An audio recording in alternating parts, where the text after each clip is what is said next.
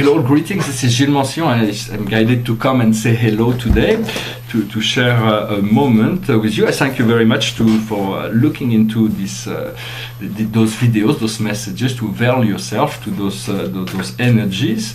We're going to see what Spirit has to inform us, to guide us today. For the highest wisdom is responsibility. It is to be responsible of our thoughts, of our intention, of our action, of our words. And so it is about understanding also what is important within life. We have to be responsible in relationship to our destiny. We have to understand our destiny.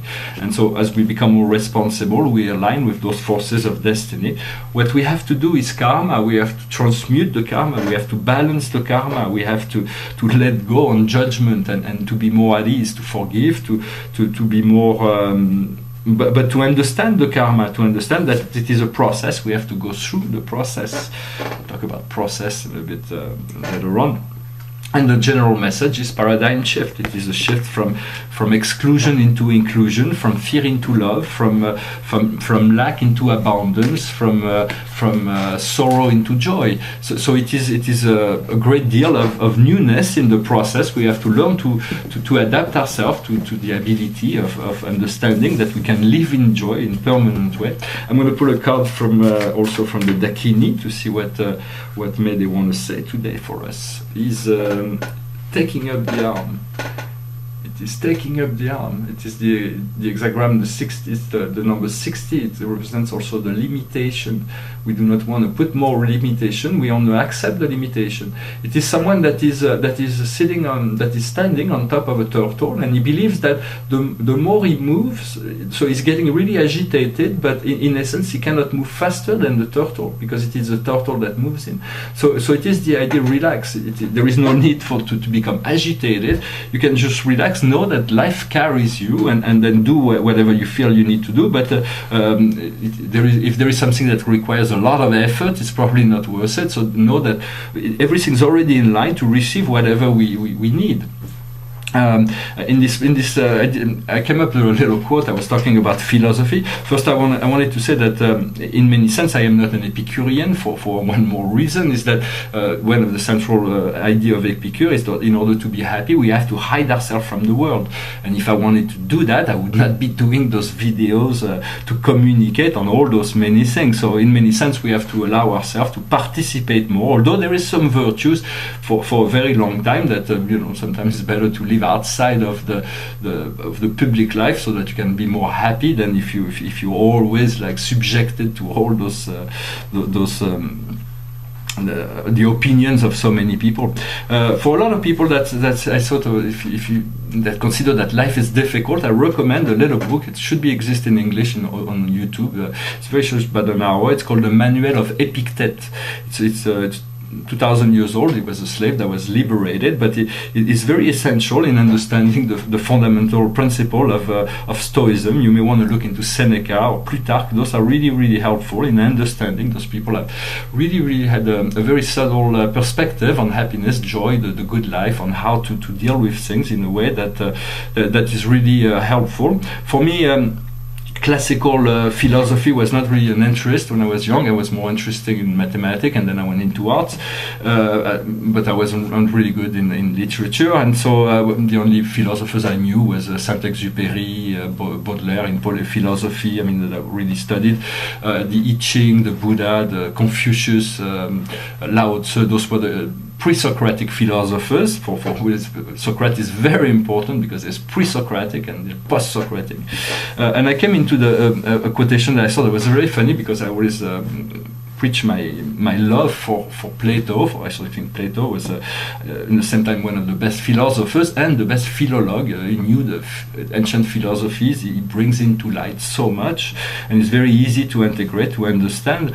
It was a comment from a philosopher named Alfred North Whitehead, English philosopher, 19th century, mathematician, philosopher and logician, philosopher of process.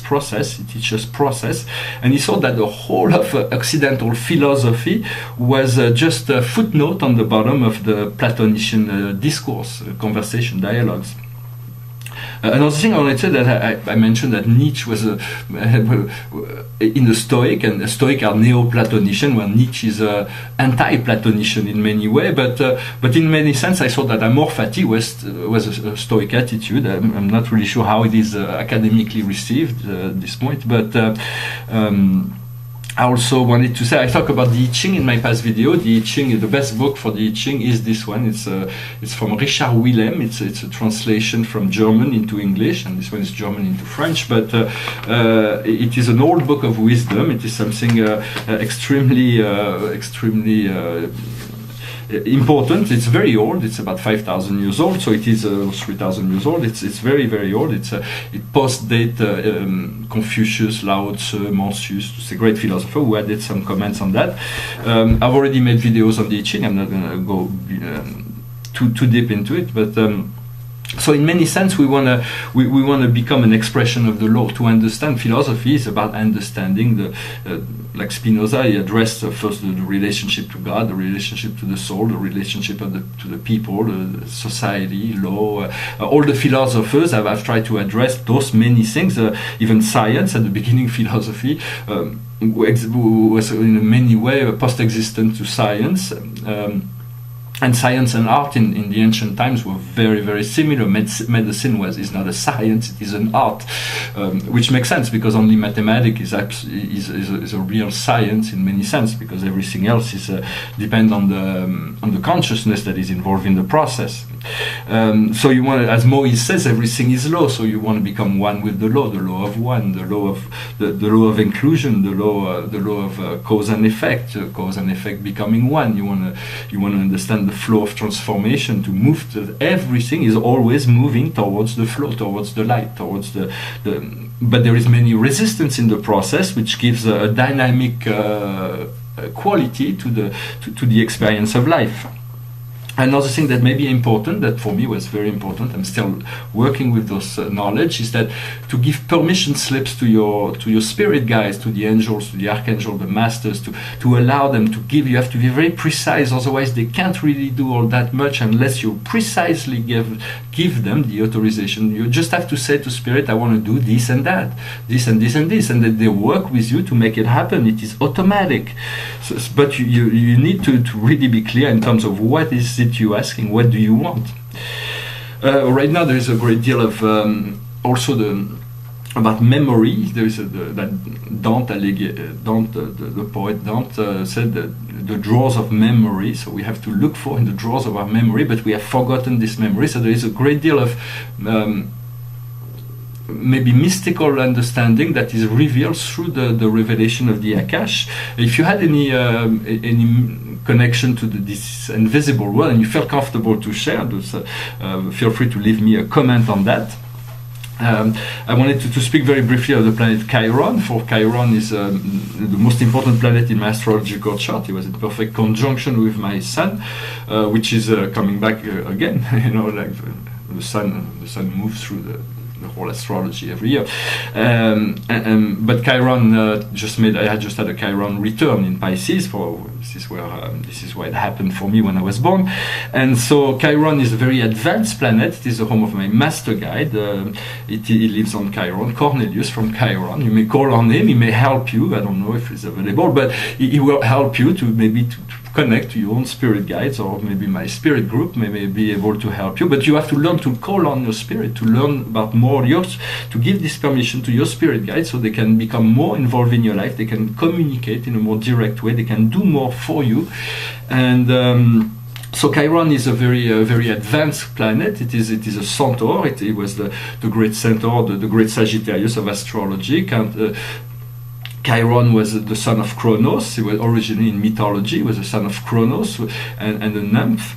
And this nymph, this goddess, she didn't want to mate with Kronos, so she turned herself into I think it's the female horse, the but he still consumed the union, and then eventually she gave birth to this half man, half horse, but she abandoned him because she was like so confused about it. But he was the only centaur that was immortal and had great wisdom. He was the initiator of all the great, most of the great heroes, except Ulysses maybe, but all the great heroes of Greece, and he was eventually he helped Heracles in his one of his war against other centaur. He made this poison made of the blood of the Hydra, and then he got wounded in the process and during the battle, and so he was an eternal being, but he was eternally wounded. So in many sense he became the wounded healer. He who can show us our wounds in order to heal them.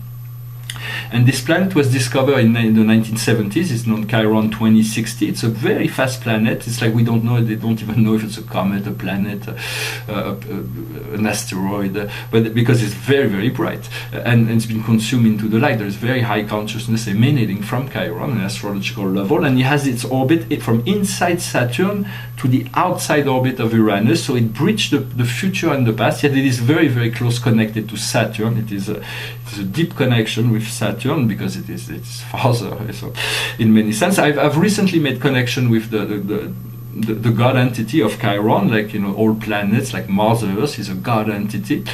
Before that, my relation was with my master guide, and so I continue to work with this planet. It's a very powerful planet that has. I recommend you seek to connect with, and it will soon move from Pisces into Aries. So it'll be a whole new dynamism in spiritual understanding and spiritual knowledge that will be revealed with all the newness of Aries.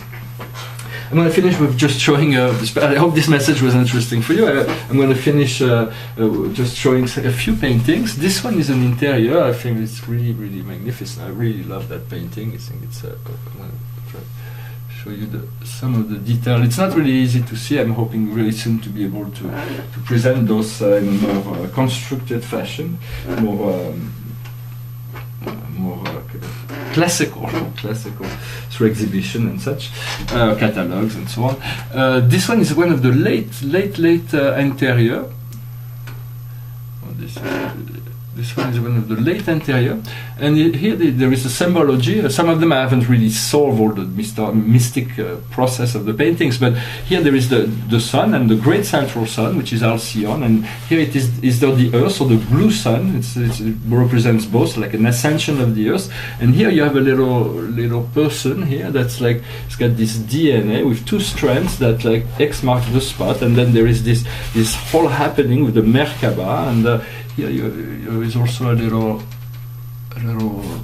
it's like a scent here. It's got this little halo.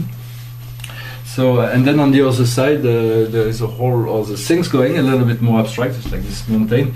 There is a lot of subtleties in this painting. Like I haven't really solved them all yet. Like this one, I haven't been able to put a title on it yet, because it is. I called it modern art because it felt like this was like the old art, and then there is this like abstract. It's like a very. It's once again it is the first hexagram of the king, the creator, but there is this like this person that looks like it's like an old, and then there is this person. I don't know if you see it. It's like kind of a dark kind of tribal figure, and the signature comes here, and there is all kinds of. I haven't really been able to solve it just yet, but still, I haven't. If I had to work on it, I wouldn't know what to do in it, so I'm going to keep it as it is. This painting here behind me is from 2015. Those painting takes about a year. It's not like one day to the next I get those paintings done. It takes a lot of work. It's very subtle, very methodical. This was the first of a series of three that on this format that implied about 120 different astral body. With there is the moon with Uranus here, Saturn here, some of its moon, Jupiter here, Pluto here. There is Neptune here, and then there is all kinds of asteroids, and here the great sun, which is like a figure, the yin and yang solar logos, and And so, and here is Chiron, my planet Chiron, which is next to Uranus. What's funny in this painting, because what's maybe interesting in this painting, I don't know if, is that I did those paintings before going back into all those mythological stories at the time. I just picked and chose the planet intuitively, and on the top I got Zeus, Hades, Poseidon, which is the three brothers, and Kronos, and even the way they are assembled, it's quite mysterious, because I didn't really plan anything. There is no, but it feels like they aggregated in a way that makes sense on some level, and there is like all those relationships that I established. Those are very, very interesting paintings. I keep looking at them, and there's this great deal of mystery in them. Well, I hope this video was interesting for you, and just I wanted to pass by and say hello, share a moment with you. I thank you very much for everything, and I'll talk to you very soon. I will return with hopefully maybe new paintings. Even I'm working on a whole array of new sort of work that I have not yet been able to resolve, but it's always the new that's the most interesting. So carpe diem, embrace life and enjoy it. Namaste.